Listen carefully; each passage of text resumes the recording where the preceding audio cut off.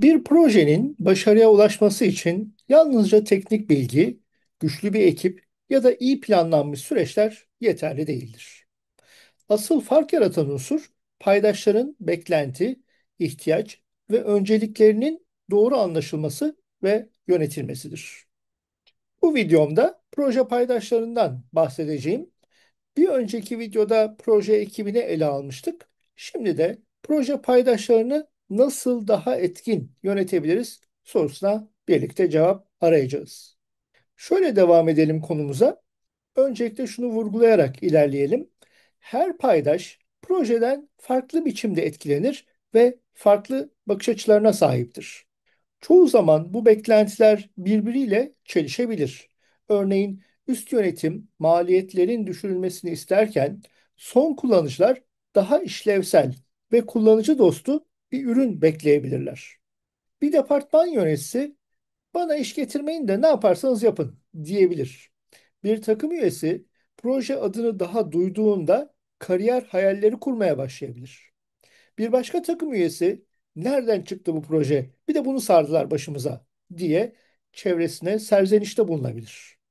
İşte proje yöneticisinin görevi tüm bu farklı bakış açılarını dengelemek ve ortak bir anlayış oluşturarak projeyi en doğru şekilde yönetmektir.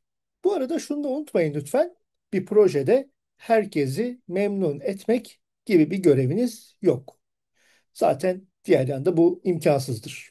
Ünlü filozof Şeyma Subaşı da kitabında herkesi mutlu edemezsiniz çünkü pizza değilsiniz gibi bir söz yazmıştı. Paydaş yönetimini anlatırken Şeyma Subaşı'dan alıntı yapacağım hiç aklıma gelmezdi açıkçası. Neyse, önemli olan akılda kalıcı olması. Evet, biz konumuza geri dönelim. Paydaşların ihtiyaçlarının doğru anlaşılmaması yanlış önceliklendirmelere veya iletişimde hatalara sebep olur. Bu da tabii ki projenin başarısını olumsuz etkiler. Bu nedenle proje yöneticisi sürecin en başından itibaren paydaşlarla etkin iletişim kurmalı, onların beklentilerini netleştirmeli ve projeye katılımlarını sağlamalıdır. Paydaş için şunu söyleyebiliriz ki bir önceki videomda da dile getirmiştim.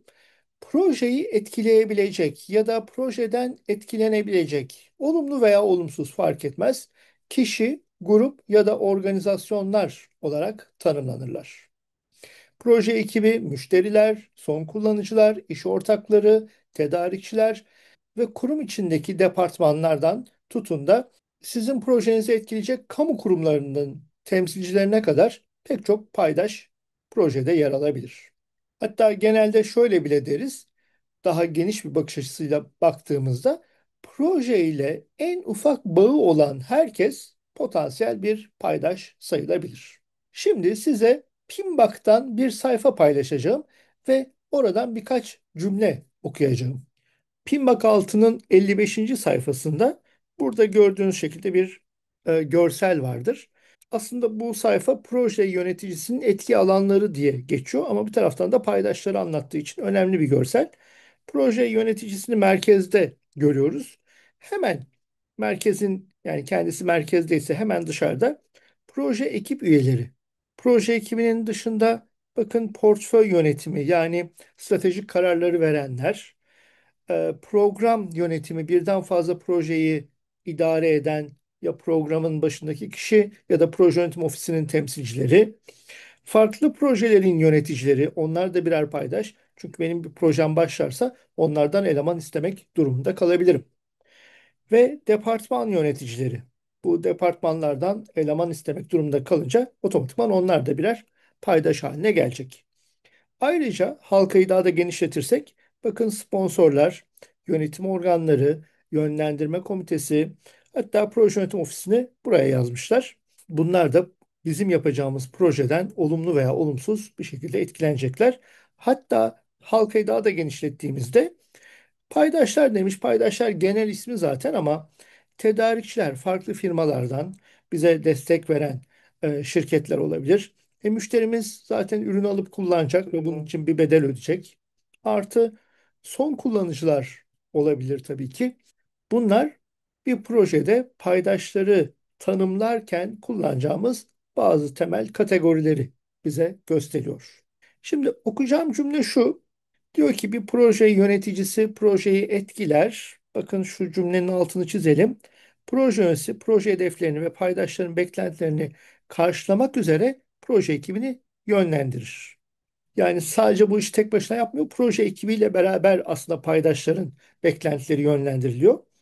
Proje yöneticisi mevcut kaynaklar ile proje üzerinde rekabet eden kısıtları dengelemeye çalışır. Rekabet eden kısıtlar, competing objectives diye geçiyor. Özellikle işte kapsam başta olmak üzere zaman, maliyet, kalite diye devam edebiliriz. Bunlar arasında bir denge sağlamadır zaten proje yönetimi denen şey. Çünkü kapsamı genişletirseniz diğer faktörler etkilenir. Birisi kalkıp zamanı daraltırsa bu durum diğer noktaları etkiler. İşte paydaşların farklı beklentileri, kimisi ucuz olsun, kimisi çabuk olsun, kimisi daha çok içerik olsun derken bunlar arasındaki dengeyi sağlamakta proje yöneticisi ve projedeki ekip üyelerine düşüyor. Hemen bir sonraki paragraftan da bir iki cümle okuyalım. Proje yöneticisi ayrıca proje sponsoru, ekip üyeleri ve diğer paydaşlar arasında iletişim rollerini yerine getirir. Proje yöneticisi onlar arasındaki koordinasyon merkezidir. Buna projeye yön verme, başarı vizyonu sunma da dahildir. Yine proje yöneticisi fikir birliği sağlamak üzere projenin paydaşlarının çatışan ve rekabet eden hedeflerini dengelemek için sosyal becerilerini, bunu bir sonraki videoda konuşacağız. Bunlara genel olarak kişiler arası ilişki becerileri adı veriliyor ve aynı zamanda insanları yönetme becerisi olarak bakılıyor. İşte bu becerilerini kullanarak paydaşlar arasında bir denge sağlamayı hedefler proje yöneticisi. Bu insan çeşitliliğini doğru görebilmek için paydaş haritaları veya paydaş analizi matrisleri gibi görsel araçlar oldukça faydalıdır. Bu araçlar hem proje toplantılarında hem de elbette projenin yönetim süreçlerinde projenin yönetim kademesinin ortak bir anlayış geliştirmesine yardımcı olur. Az önce dile getirdiğim paydaş haritaları veya paydaş katılım analizi için kullandığımız araçları detaylarını biz eğitimlerde katılımcılarımızla paylaşıyoruz. Bu videoda bu araçların faydalarından birazcık bahsetmek istiyorum. Projenin erken safhalarında paydaşların doğru şekilde belirlenmesi hem ihtiyaçlarının karşılanmasını hem de proje başarısına daha fazla katkıda bulunmalarını sağlar. Bunun için az önce bahsettiğim paydaş haritaları mesela paydaşların ilgi alanları, beklentileri ve projeye olası etkilerini analiz etmektedir. Böylece hazırlayacağınız paydaş listesi proje boyunca size bir kılavuzluk sağlayacaktır. Ki bu arada bu dokümanın da düzenli olarak güncellenmesi gerekir. Çünkü paydaşlar değişkendir. Tabii bu dokümanların hazırlanması aslında proje öncesi dönem dediğimiz iş gerekçesinin yani fizibilitelerin veya fayda yönetim planlarının hazırlanmasıyla paralellik sergileyebilir. Böylece işte olabildiğince erken safhada paydaşları netleştirebiliriz. Bu paydaş haritalarını, paydaş katılım planlarını iletişim yönetim planı ile destekleyerek kimlerle hangi sıklıkta, hangi yöntemlerle iletişim kurulacağı da yine bir plan çerçevesinde ele alınmalıdır. Peki paydaş yönetimi bir kere yapılıp bırakılan bir şey mi? İşte paydaş yönetimi bir defaya mahsus yapılan bir iş değildir. Proje boyunca devam eden dinamik bir süreçtir. Çünkü projeler ilerledikçe yeni paydaşlar ortaya çıkabilir. Mevcut paydaşların öncelikleri değişebilir. Hatta kim oldukları da değişebilir. Bu çerçevede paydaş listesi düzenli olarak gözden geçirilmeli ve güncellenmelidir. Projede oluşabilecek değişiklikler, bunlar kayıt altına alınmalı. Sonra yaşanan sorunlar ki bunlar da kayıt altına alınmalı. Veya gereksinim belgeleri incelenerek yeni paydaşları fark edebiliriz. Bu durum tekrar bizim paydaş katılım planı veya paydaş haritalarının güncellenmesini gerektirir.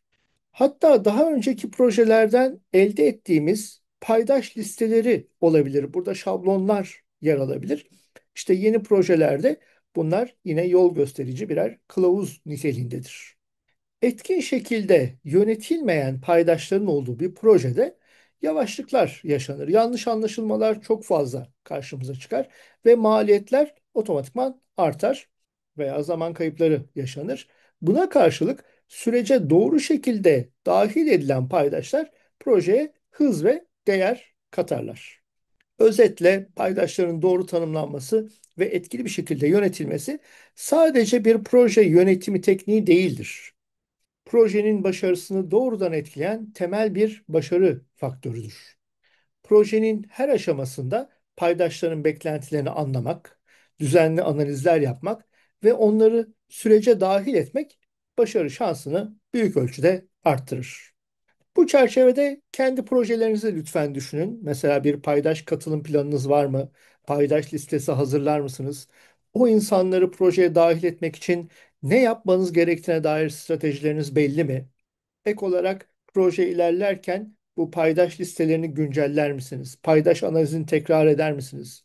Bu konulardaki yorumlarınızı bu videonun altına yazarsanız çok memnun olurum. Bir başka videoda tekrar görüşmek dileğiyle. Hoşça kalın.